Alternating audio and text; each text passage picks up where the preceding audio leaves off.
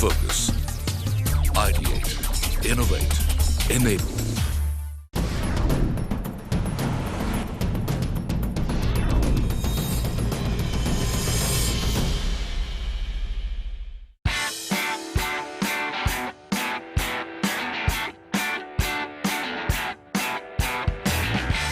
Located in the lush green surroundings of Delhi's Qutb Institutional Area, International Management Institute, New Delhi was founded in 1981 in collaboration with IMI Geneva.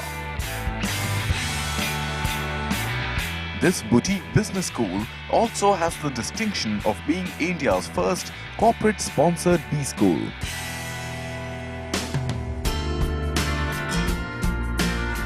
The IMI brand is present across 3 capital cities of India, Kolkata, Bhubaneswar and New Delhi. At the helm is Professor Debashish Chatterjee, an acclaimed author and scholar who has been at leadership positions at several prestigious educational institutes, including IIMs, for over 2 decades. In today's episode of Quest for Excellence, we try to understand what it takes to become a successful management professional and how the National Management Institute helps its students indeed become proficient management professionals. On Quest for Excellence, I'm at the International Management Institute at their New Delhi campus today, and I'm here to explore the journey of this renowned higher education institute. Joining me on the show is the Director General of IMI, Professor Debashish Chatterjee. Welcome to the show, sir. Hi. And it's a pleasure to talk to you here on Quest for Excellence today. Let me begin by asking you, the institute was established in 1981. It's been over 3 decades of existence for IMI in New Delhi. What has made it the brand that it is today? See, any brand is what you might describe as the intangible of an institution. A brand is what people remember when you've left the room. A brand is about consistency of values in an inconsistent world. If you think of an IMI, you think of the consistencies that we have developed in the last 35 years of our existence. I would say there would be 3 elements of our brand, the way you can recall our brand. First, the name itself.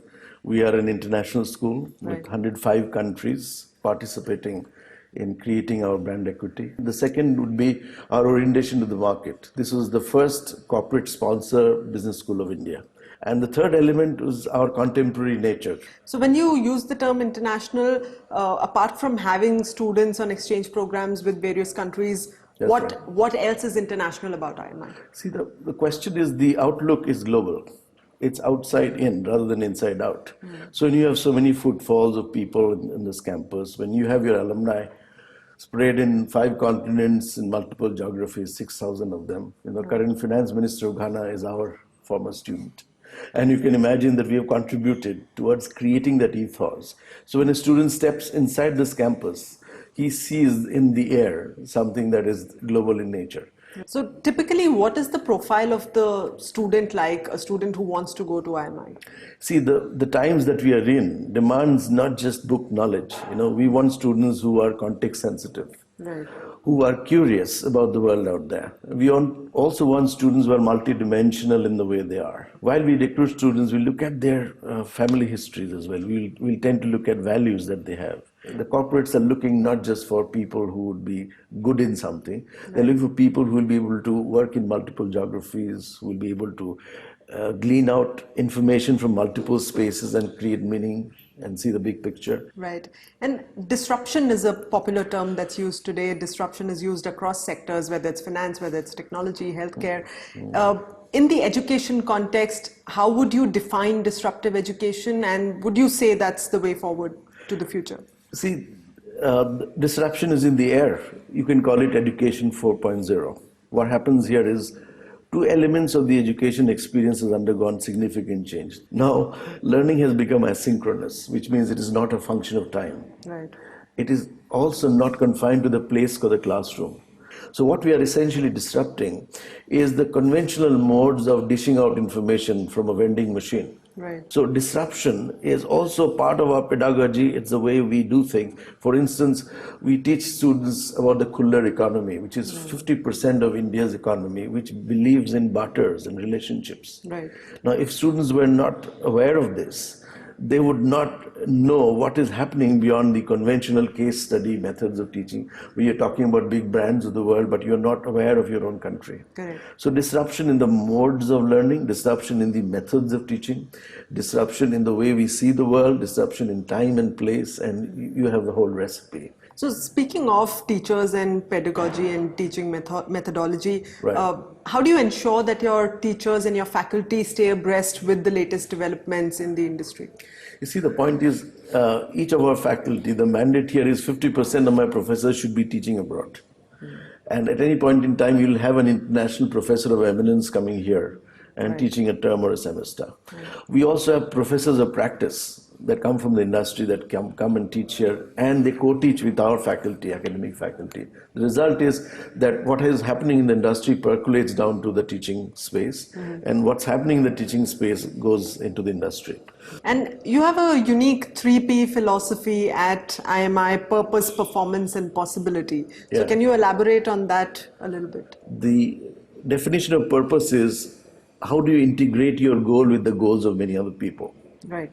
So for a student coming here, the purpose is to make sense of your own journey as a professional and to see how can you be part of the co-creation of the world. Because see, those values that churned out students in, let's say, 15 years back, narrow competition, eager acquisition, going ahead, forging ahead, leaving the others behind. Right. Now, this created the kind of leaders we have today in the world of politics and sports, But that model is changing. The next element is performance. And if you ask me what performance really is, the conventional notion is I should do better than somebody else. Yeah. That's performance, relative grading and all of that. But if I look at performance from the perspective of what actually is needed in the world today, then you will realize performance is about undoing, not doing something. It's about undoing the barriers to your potential. Right. So how do you sort of know about yourself in a manner that you can go out there this morning and express yourself fully without worrying about who comes first, who comes second, who comes third? Because if that's already in your head, then you're playing tennis with your eyes on the scoreboard. You can't play the game well. And finally, the world of possibility means that you imaginatively reconstruct. Right. You can reimagine a reality. The God-gifted imagination that is given you is a managerial tool that most people don't unlock. So if a student goes out there and says, well, I see possibility in a garbage dump, I see energy there. Or I want to do a startup, I see a possibility when others see dead ends. That's the kind of mindsets we want and have in this school. All right, Professor, I'm going to ask you to hold those thoughts and we'll, of course, continue this conversation. Let's head into a short break right now. On the other side, the conversation continues right here at IMI New Delhi on Quest for Excellence on CNBC TV 18.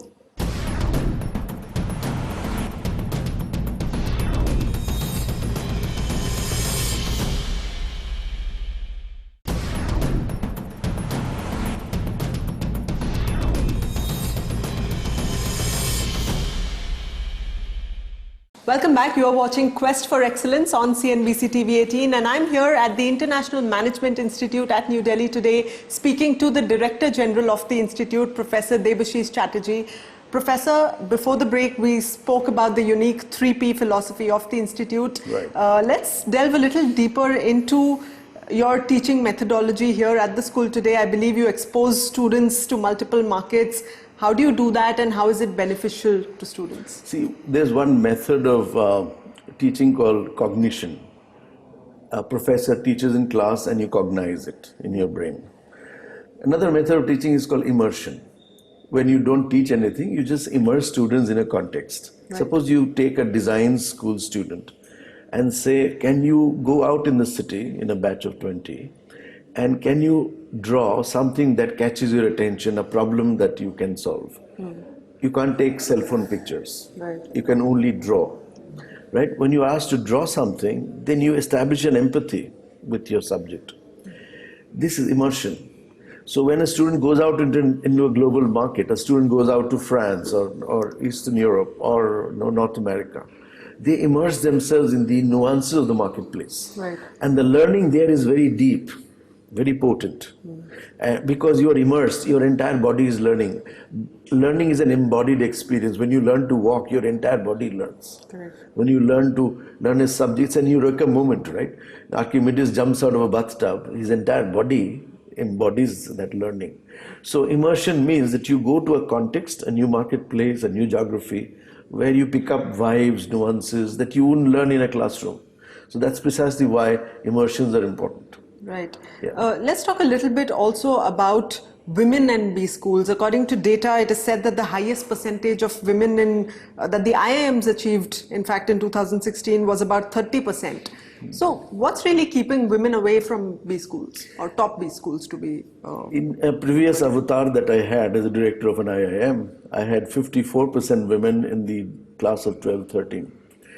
And now it is now moved to slide it back to about 30-odd%.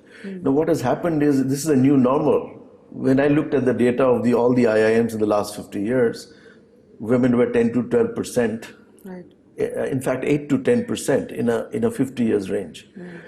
I did my own research and I realized that it was not a level playing field for a woman in India to compete in the CAT exam. Right. When there was a coaching center money to be had, boys were coached to take the CAT exam, so they were more exam ready. Girls had to debate between marriage and professional career. Right. And so there were overwhelming odds against women. So we said we must change those lenses of selection. We must allow people with a certain performance in 11, 12, class 10 to get into the IIM system. So you can see it's not an even playing field. And when we change those lenses, girls got in larger numbers. So the point is, even today, if you look at that 30%, it wasn't the story 5-10 years back. Right.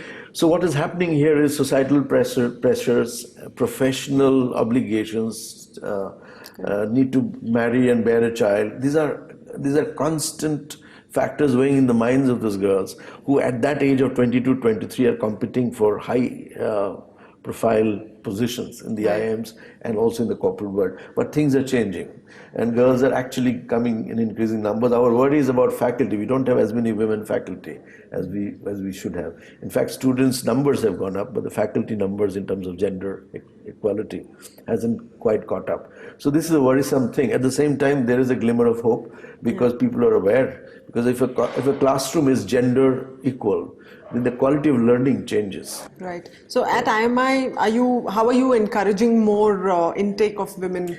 Each time we spot a person with a spark, with the potential, notwithstanding the marks she has scored, we look at at this person in terms of her potential, not what she has done today, but what are the blocks she must have gone through, right. What barriers she must have crossed to get here.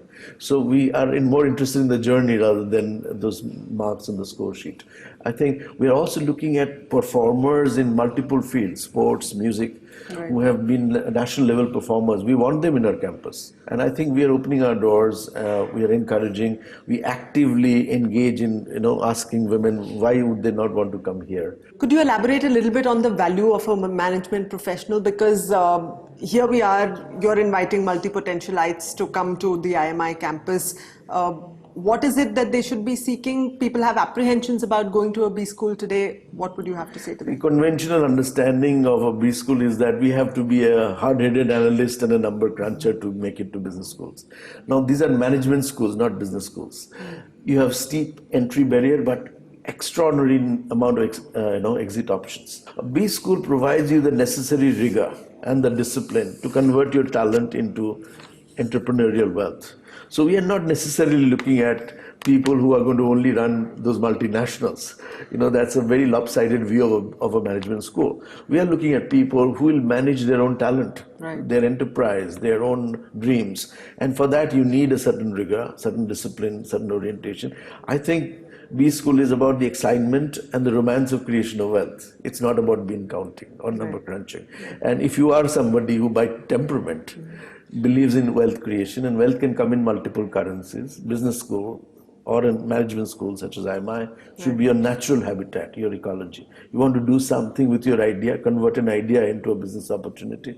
You want to convert a dream into a reality, you should be in a place like this. Let's talk a little bit about the alumni from IMI. You've had some distinguished alumni from here.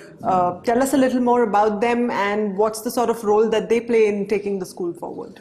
See, we have an enterprise level head of McKinsey who is in Singapore running his enterprise extremely successfully. We have a chairman of BHEL, a major public sector, Navratna, former student of IMI. We have a director of an IIM, former student of IMI. And you can see we have the finance minister of a country, a former student of IMI. And so you can see our students, our alumni have done us proud, 6,000 of them in 5 continents of the world. They have defined that our limits, and they have crossed frontiers, redefined the way we see ourselves as a school. So alumni are nothing but extended conversations about the school. Wherever they go, they create conversations about IMI as a brand, as a school. And I think the reason why we value our alumni as much is because they are our brand extensions. Right. In fact, they are our brand creations, creators. And therefore, identifying with them, allowing them to feed back to the institute what the institute should be doing in the future, giving us the benefit of their wisdom, their resources, and pulling our students up from where they are to where they could be. This is the job of the alumni, and they have done extremely well in this. Our alumni has been very closely linked to the institute. They congregate across the world. We have chapters in multiple geographies, and so we are doing well there. Okay. And I believe you like to focus on both expertise as well as excellence at IMI. So tell us a little more about that philosophy. And there's often a complaint from India Inc. that what's taught at B schools is not really what the industry expects. So how does this philosophy really help in bridging that gap? See, expertise is about knowing something and doing it well. You have a dentist who plucks your tooth well, so you go to the best dentist in town. But if somebody were to tell you that today the dentist is in off mood and he has had a fight at home and he's likely to pluck the wrong tooth, will you still go to him? You will not. Why? Because expertise alone did not matter. What mattered was his attitude, his mental model, his mental state. So excellence is not just a position, it is a disposition. How am I disposed today to my professional capability? So you go beyond expertise, which is knowledge of your job, towards serving that expertise to somewhere out there. Excellence has no finish line. Expertise has standards and ends and yardsticks, but excellence is a continuous journey. Wonderful. In fact, the mind of a person who's striving for excellence, who's in pursuit of excellence, is about, let's begin again today. Let's be a beginner. Okay. So my urge to all students who want to be in IMI is to say to them, come on, let's begin. That's the journey of excellence. That's very well said. And as a final question, I want to ask you, what's your one core mantra for success that you'd like to share with students, existing and aspiring students, B school professionals across the country? One sentence: small work with great love. It is not that the work expands, but love expands. Love is expansionist.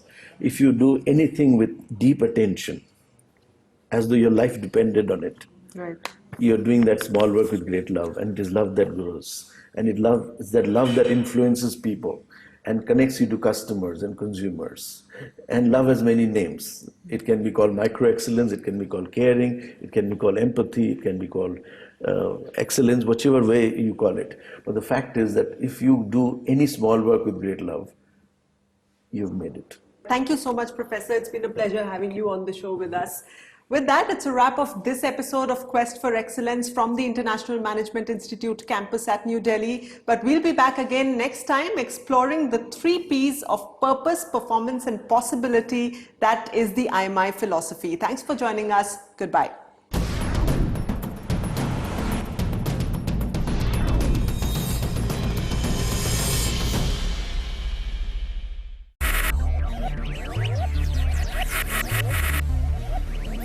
Focus, ideate, innovate, enable.